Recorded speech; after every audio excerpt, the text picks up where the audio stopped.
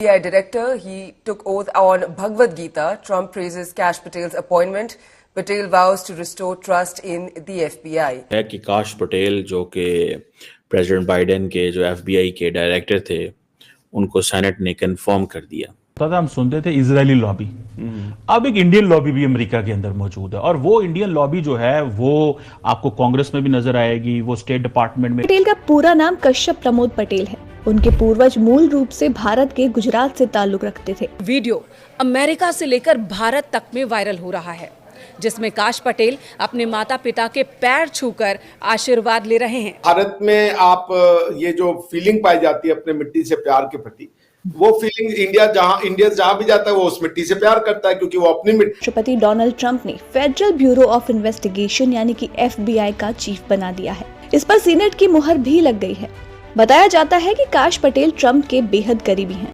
The agents led the charge for Kash. One of the reasons I loved Kash and wanted to put him in is because of the respect the agents had for him. I think he'll go down as the best ever at that position. And it turned out he was very easy to get approved. You know, I was not sure. He's a tough guy, strong guy. He has his opinions, and I was. ये वो जिसे कहते हैं ना एक बड़े highest level पे आ गए हैं, क्योंकि उनको ट्रम्प साहब की जो वो जिसे कहते हैं ना आशीर्वाद हासिल थी, और उन्होंने प्रॉमिस किया that he is going to rebuild the bureau. और पाकिस्तान अफगानिस्तान हम प्रायोरिटी लिस्ट पे कहीं अभी तक कोई बयान नहीं आया उनके किसी भी ओहदेदार का। में भी आपको नजर आएंगे। फॉर एग्जाम्पल आपने तुलसी गैबर्ट को देखा जो मोदी साहब की दोस्त हैं। पहले नरेंद्र मोदी जब गए हैं, अभी तो पहली मुलाकात right after the confirmation of the senate Tulsi Gabbard ने मोदी साहब से की। और तुलसी गैबर्ट नाज़रीन वो डायरेक्टर नेशनल इंटेलिजेंस है, 22-24 महकमे उसके अंदर सारी की सारी 18 जो एजेंसियां वो उनके नीचे हैं। फिर काश पटेल FBI के हेड है। फिर जो अभी जो जिस बंदे ने डोनाल्ड लू को रिप्लेस किया, ठीक है जी, मशहूर डोनाल्ड लू को रिप्लेस किया। He is also south Asian. वो 4 किताबें लिख चुके हैं और उनमें 2-3 पाकिस्तान के खिलाफ उन्होंने लिखी हुई हैं। सो एक इंडियन लॉबी की बहुत बड़ी प्रेजेंस है वहां पे, और उसकी वजह यह है कि वो इंडिया जो है वो अमेरिका को महसूस कराता है कि हम उसी तरह दुनिया को देखते हैं जिस तरह आप देखते हैं। पिछले दौर में यह था कि हम एक एंटी चाइना ग्रुप हैं, हम इंडो पैसिफिक के लेंस से आपको देखते हैं। अभी देखें जिस चीज पर पाकिस्तान को काम करना चाहिए, जो आपने सवाल किया है, सवाल यह है कि अमेरिका की जो है वो इंडिया पॉलिसी है, अमेरिका की साउथ एशिया पॉलिसी होनी चाहिए। जो इंडिया पॉलिसी है उससे वो तो एक मुल्क है ना भाई, आपने एक साउथ एशिया की पॉलिसी होनी चाहिए जिसमें जो नजर नहीं आ रही। फॉर एग्जांपल ये जो क्वेश्चन आया था ट्रांसनेशनल रिप्रेशन का, बहुत सारे जो इंडियन डीप स्टेट जो है उसने बंदों को मारने की कोशिश की कनाडा और अमेरिका में, हम लोग उसमें वो कांग्रेस में उस इश्यू को उठाया गया, और मेरी इत्तला के मुताबिक हमने उस पर थोड़ी कमजोरी कोताही की। उसको यूनाइटेड नेशंस के प्लेटफॉर्म से उठाना चाहिए था। अभी तो हम नॉन परमानेंट मेंबर है UN सिक्योरिटी काउंसिल के, हम al Qaeda and Islamic State sanctions committee के भी मेंबर है, हम तो बहुत कुछ कर सकते हैं, उसको हमें उठाना।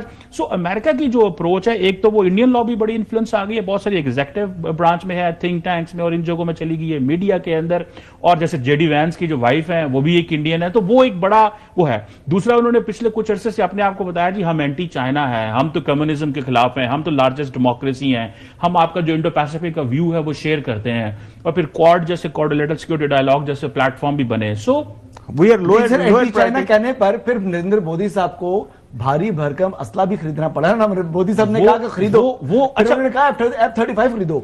अब वो वापस मोदी साहब जब गए इंडिया में तो उनकी आवाम ने कहा, उन्होंने कहा ये क्या, खबर भी आज छपी हुई है, अगर उनको जरूरत नहीं थी, उन्होंने चीखना शुरू कर दिया जबरदस्ती। ने कहा जी ये इतने डॉलर का आप जो है ना बिलियंस ऑफ डॉलर्स का लें, क्योंकि आप काफी ज्यादा हमसे पैसे कमा रहे हैं। ट्रंप ने पहली कॉल में मोदी से ये कहा कि असला खरीद दो, लेकिन अमेरिकन डिफेंस एस्टैब्लिशमेंट इंडिया पे ट्रस्ट नहीं करती।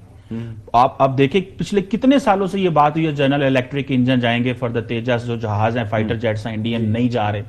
बहुत सारी जो टेक्नोलॉजी ट्रांसफर है उस पर इंडियन स्ट्रेटेजिक कम्युनिटी चीख रही है कि ये बोलते बहुत है, देते हमें कुछ नहीं है। अब F-35 की बात हो रही है, वो कह तो रहे हैं लेकिन वो देंगे नहीं उनको, बिकॉज वो उनको उसकी वजह है कि इंडिया की पॉलिसी है, वो कहते हैं मल्टी अलाइनमेंट, स्ट्रेटेजिक इकोनॉमी। हम आपकी बात नहीं सुनेंगे, हम रशिया के बड़े करीब हैं, हम रशिया से तेल ले रहे हैं, पूरी की पूरी $100 बिलियन की वो ट्रेड करते हैं चाइना के साथ। सर $125 अरब की चाइना के साथ है, $60-70 अरब का उन्होंने रशिया से तेल खरीद दिया है। दुनिया के अंदर ये परसेप्शन है कि जो रशिया यूक्रेन से लड़ रहा है वो इंडियन पैसे के साथ लड़ रहा है, बिकॉज इंडिया ने वो पैसे हसन इसाक डार साहब को मौजूदा हालात में क्या करना चाहिए as a foreign minister? Sir I don't know, लेकिन मैं खाली बता रहा हूं कि हिंदुस्तान जो है, उनकी जो रिलायंस कंपनी है वो इवन वेनेजुएला के अंदर पहुंची हुई है, और वहां से वो क्रूड ऑयल लेते हैं वेनेजुएला से, और वो आकर जो रिफाइनरीज उनके पास वो एस्टैब्लिश कर चुके हैं रशिया के थ्रू विद हेल्प, और वहां से वो अपना जो है ना काफी सस्ता ऑयल लेते हैं, खाली रशिया से नहीं, ये वेनेजुएला से भी जाकर लेकर आ रहे हैं।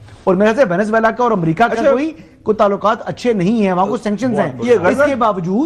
इसके बावजूद हिंदुस्तान ने अमेरिका का उस प्रेशर को खातर में नहीं लेकर आता, सिर्फ रशिया इज नॉट अलोन। तो ये भी देख लेना कि वो हिंदुस्तान का जहां अपना मुफाद होता है वो चला जाता है, लेकिन अब 18वां बंदा है काश पटेल जिसको अप्रूव किया है। आपको पता है इनके इंडियन बैकग्राउंड और नरेंद्र मोदी से दोस्ती का तो पता ही है, ठीक है। तो अभी हाल ही में जब नरेंद्र मोदी गए हुए थे अमेरिका, तो इससे मुलाकात नहीं की उन्होंने। Why? Because he was not confirmed by the senate.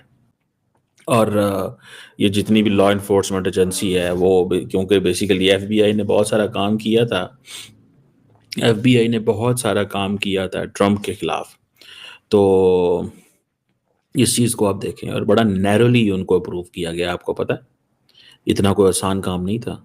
51-49 दो ऐसे रिपब्लिकन से जिन्होंने वोट किया था नो। इमेजिन करें कि कहाँ पे मार्को रूबियो के पूरी सेनेट सिंगल हैंडेडली उसने कंफर्म कर दिया।